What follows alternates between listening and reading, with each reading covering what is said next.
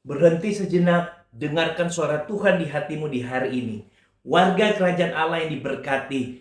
Markus 16 ayat 9-20 mengisahkan peristiwa tentang kebangkitan Yesus. Bagaimana ia menampakkan diri kepada para muridnya dan memberikan perintah penting bagi mereka.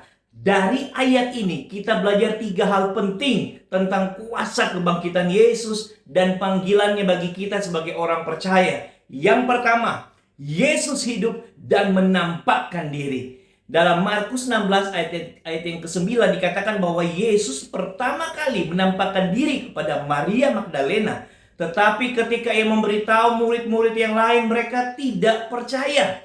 Markus 16 ayat 11. Ini menunjukkan bahwa seringkali iman kita lemah, bahkan ketika kita sudah mendengar tentang kuasa Tuhan. Namun, luar biasa, Yesus tidak menyerah. Ia menampakkan diri kepada 2 orang murid dan akhirnya kepada 11 murid, meneguhkan mereka dalam iman.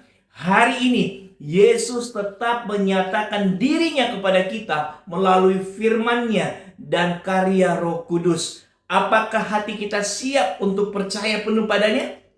Hal yang kedua, amanat untuk memberitakan Injil Kerajaan Allah.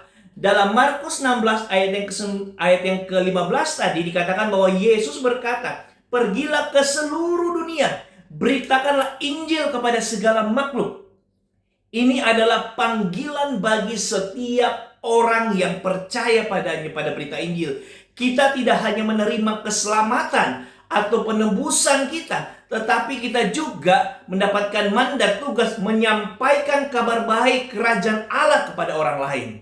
Banyak orang di sekitar kita masih belum mengenal pribadi dan karya Yesus Kristus Tuhan. Mari kita dengan penuh cinta, penuh belas kasihan, dan berani berbicara tentang kisah kasih dan keselamatan yang datang daripada Yesus. Yang ketiga, kuasa menyertai orang percaya. Yesus tidak hanya memberikan tugas, tapi juga menjanjikan kuasa bagi mereka yang percaya dan mengerjakannya. Dalam Markus 16 ayat 17-18, Yesus berkata bahwa tanda-tanda ini akan menyertai orang-orang percaya. Mereka akan mengusir roh jahat, berbicara dalam bahasa baru, dan tidak akan celaka jika menghadapi bahaya. Ini menunjukkan bahwa kuasa Tuhan bekerja kepada kita yang percaya ketika kita hidup dalam iman dan menjalankan dengan penuh ketaatan panggilannya, yaitu proyek tugas memperluas kerajaan Allah.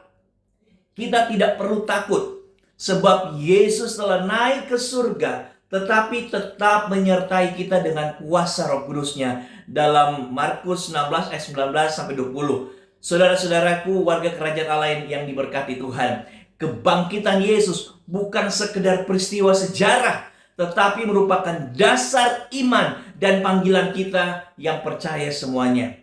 Yesus meminta kita untuk percaya, memberitakan Injil Kerajaan, dan hidup di dalam kuasa-Nya. Apakah kita siap menerima panggilannya dan menjadi saksi bagi dunia yang terhilang?